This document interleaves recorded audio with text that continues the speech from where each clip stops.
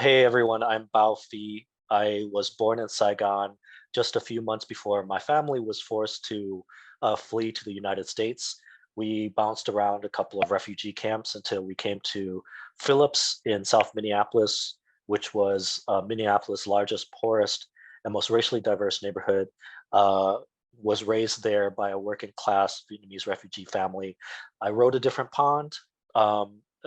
It was my first picture book, illustrated by T. Bowie, published by Capstone, which is an Minnesotan uh, company, and Jessica was the one who adapted that book into the play. So, okay, so I wrote A Different Pond back when, you know, my partner and I at the time, we're not together anymore, but we were reading a lot of picture books to our kid. Like, we're a very bookish family.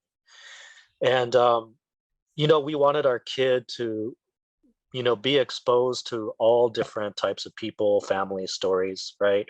Black, Native American, Pacific Islander, Latinx, Arab, queer families, Jewish families, Arab families, people with disabilities. Like, we wanted our kid from a very early stage, even before they could talk, to be exposed to a lot of different stories, a lot of different people, a lot of different families. And one thing that I was very cognizant of was the lack of like a working class Vietnamese refugee story uh, that involves Southeast Asian people. Um, and it just seemed like a lot of the Vietnamese picture books were either teaching language, like Vietnamese language, or were talking about folk tales. And that stuff's important, obviously. But I wanted something more. I was kind of like, you know what I mean? I kind of was like, what about the story of like people like my parents? So I wrote it during a phase where I was challenging myself to write a poem a day. Um, and a lot of them were terrible. It was just like, as a writer or a creative, you give yourself these assignments, right? And you know, I can't. I don't know if I can say something clicked. You know how it is. You as an artist, you're like, I feel like you kind of reaching all the time, and you're a sponge to these things all the time. And like the things I talked about earlier about my kids' Asian American identity being invisible even within progressive racial discourse, that was weighing heavily with me. Um, Certain things that kind of insinuated that there was a distance between them and my parents was weighing very heavily on me. Um, Thinking about my aging parents, and also like, I don't know if you want to call it survivor's guilt, where like after 40 some years I've like clawed my way into being middle class. You know what I mean? But my parents are still in the same house that they raised us in. I guess you could call it a type of survivor's guilt for clawing my way out of being working class or lower class. All of these things were kind of like weighing heavily on me, right? um, and so I had written a poem about my dad's fishing trips with me, during that phase. And I was looking at it and I was kind of like, maybe this, like, so the poem itself could never be a children's book, right? But I was kind of like, but what if I wrote a book about a boy and his dad who went fishing, but it wasn't, but that the fishing wasn't for fun. It was because it was actually a necessity for survival. And I think that that's when it clicked. And I talked to some other people who said that it was a really good idea, and they said why. Like I remember Curtis Galetta, who's a children's book author. When I told him the idea, he was like, "That's good because the all kids and like will know what going fishing means." And there's so many books, so that, but they won't be intimidated by the subject matter. But there's very few books, if any, picture books about it, like, not being anything other than fun or recreational.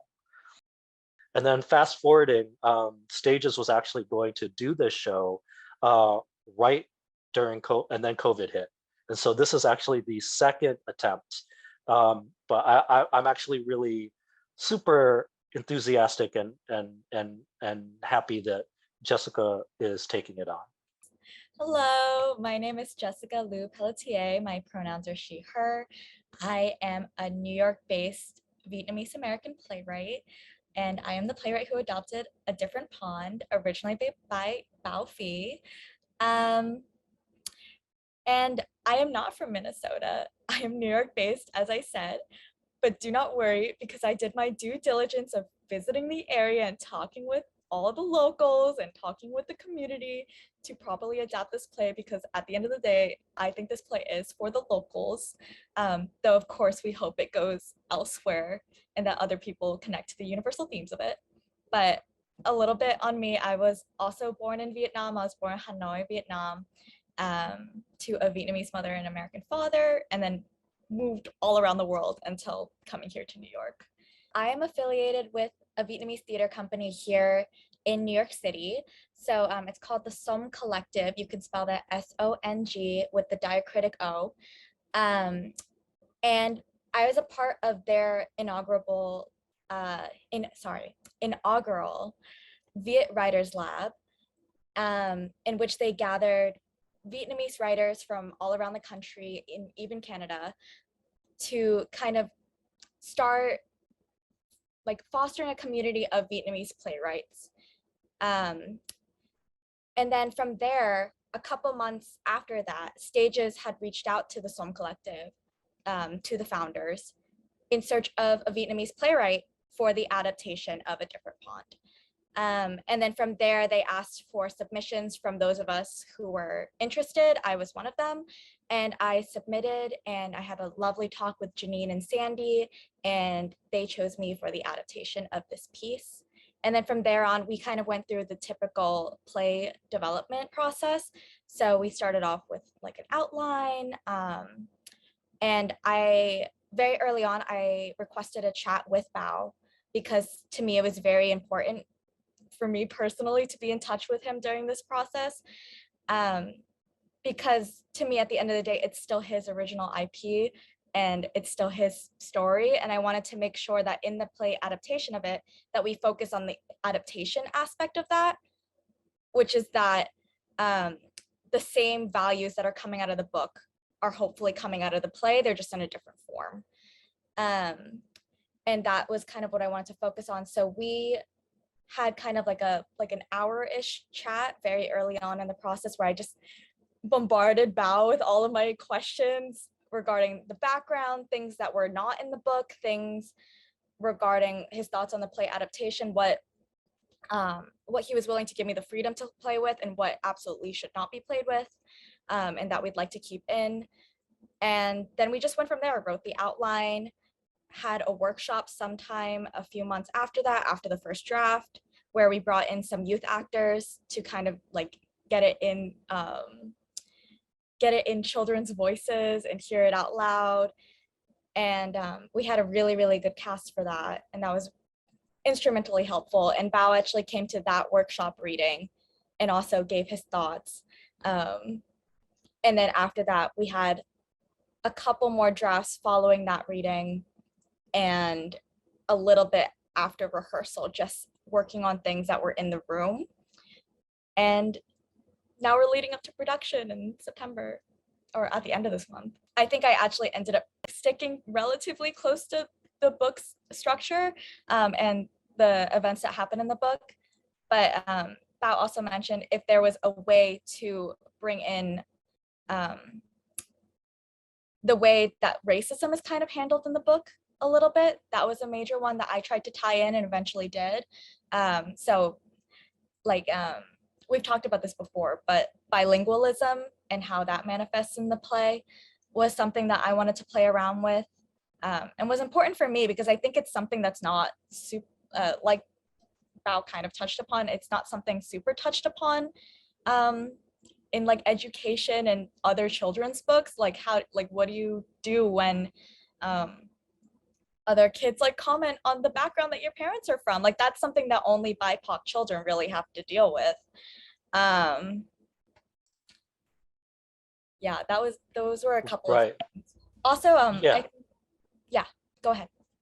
Oh no, I was just going to say, Asian American scholars and activists have long talked about the dynamic in Western pop culture where a lot of the Asian American stories about struggle are usually about struggle within our own family, like struggle against patriarchy, struggle against like stringent, high expectation mothers, right? Or Mhm. our struggle is about, the war in Vietnam, which happened over there, and it was between Vietnamese people, or it happened far away. And there's a way in which Asian American or people don't understand that Asian Americans also, I mean, those things are real. Those are important, right? Like, obviously, Asian patriarchy is real, right?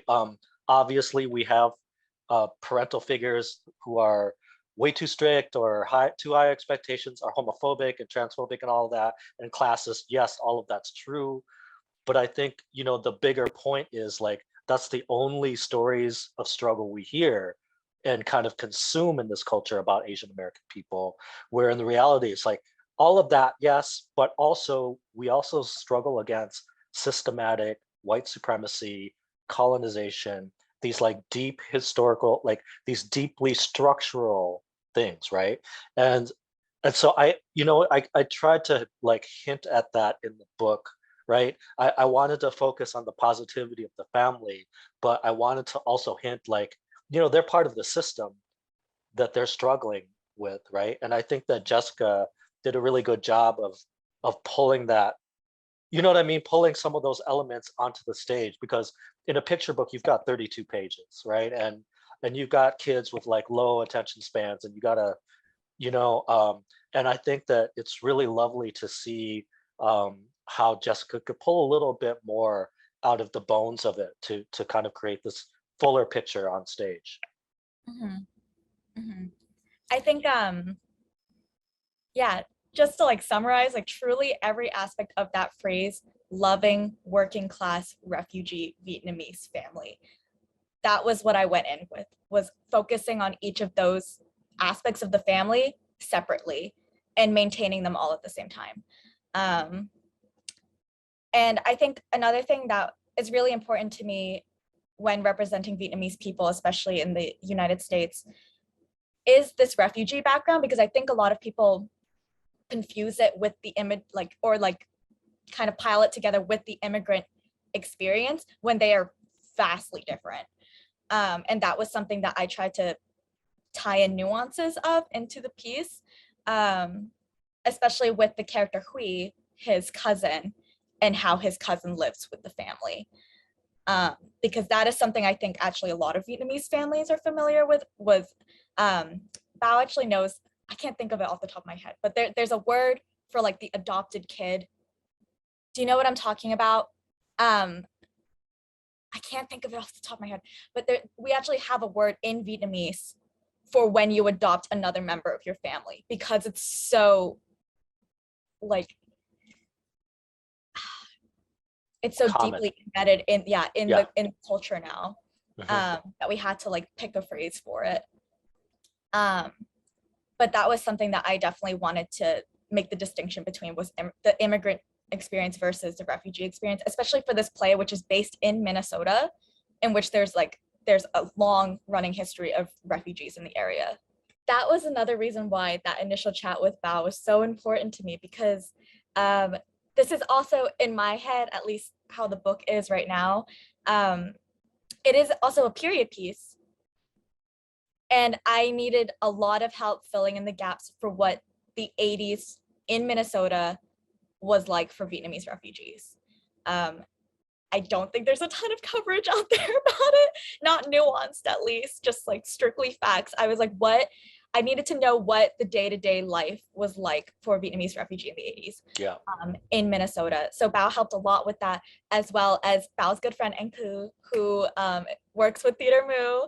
Um, she was a consultant on the project, as well as another Vietnamese poet named Denise Huynh, who helped a lot to kind of consult with me and fill in the gaps for any questions that I had about what it was also like to be a child back then. Because that's also another layer to what it was like to be a Vietnamese refugee. It's like, what is it like to be a refugee child? in Minnesota. So that was kind of the beginning of it. And then I was also thinking a lot about how to adapt all of that for today's children, because I think like being a child today is so vastly different from being a kid in the 80s in Minnesota coming from a refugee background. Because even for Vietnamese children in the US today, I think a lot of them are very far removed from being a refugee. I like, of course, it still lingers because of research that war trauma carries down 3 generations, at the very least. But it's not, they don't have much firsthand experience with it. And I also wanted to think about how to bring them into the story. And one thing that I think is universal, or I sure hope so, for all children is imagination, which I think is a big part of the book as well, is him kind of imagining what the life of their parents was like. I don't know, like part of the thing I wanted to bring up too is that, I've been in several situations now where, Vietnamese people of my parents' generation, going back to this whole like gap, they'll be asked like, what was it like for you? Like when you came to America, and they'll be like, oh, everything was fine. Everything's fine. America's great. Everything's fine, right?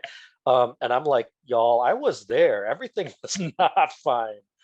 But I don't say that to say that they're lying or to insinuate like or anything like that. I think that there's a certain survival mechanism, right, built into that generation, um, where of course that is their automatic response. And I always try to, and I think unfortunately that kind of leads to a certain um, neatness with this model minority stereotype where people are like, oh, things are fine. And what I try to always, I guess what I always try to impress upon people is that we can always, all of us, do better at broadening our understanding of institutional racism and how it manifests itself in all of our different communities, right?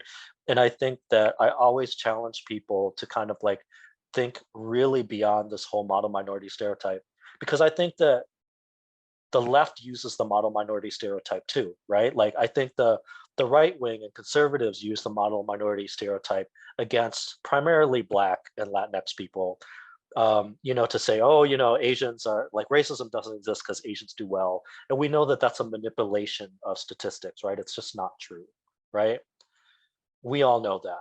I also think the left uses the model minority stereotype to say, Asians actually, they're not as oppressed and they're doing pretty well. So we really don't need to like consider them when we talk about institutional racism and harm, like historical harm and extractive harm that's been done to communities of color, right? I think that both political wings, basically use us in ways that don't see our full actual context and humanity and history. Um, and no like one book or one play can change that. But I feel like as artists and people, right, we're in the business of like putting stuff out there and hoping it changes like one or two minds, you know what I mean, or opens one or two hearts, and you hope that that eventually multiplies and creates something meaningful.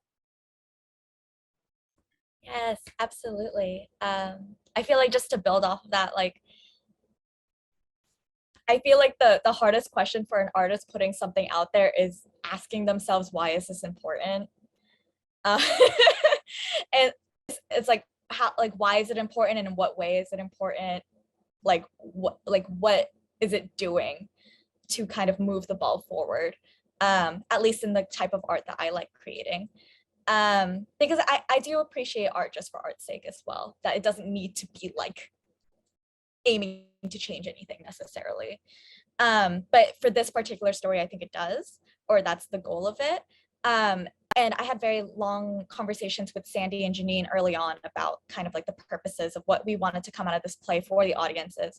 And one of them was specifically just like for Vietnamese children to see themselves as the main characters of their stories that they don't necessarily always get to see, kind of like what Bao was talking about and what he was seeing in children's books, as well as showing other children from different backgrounds what the stories for other children look like. Preparing children and giving them the tools for the world that you're putting them into, I think, is expanding on our idea of what love is, which is something that I also wanted to touch upon in the play, because I think like thus far in like media history, typically the portrayal of Asian parents is like, they don't say I love you to me, but they give me cut fruit, and that's how they show their love to me. Like that's the typical, again, blanket statement, but that's the typical depiction of Asian parents so far in the US. And I feel like I really want to encourage this idea, especially a familial love that also integrates respect. And I feel like showing, as a parent, showing your child that you respect them and that you trust them to a certain degree to kind of, with the history and with the information that you're like going to give them, I think is something that in my own life I would like to encourage, and in my work, expanding love beyond just care and affection. Like what does that look like for you, and like what do you want to do for your child, based on your own life experiences and your view of the world?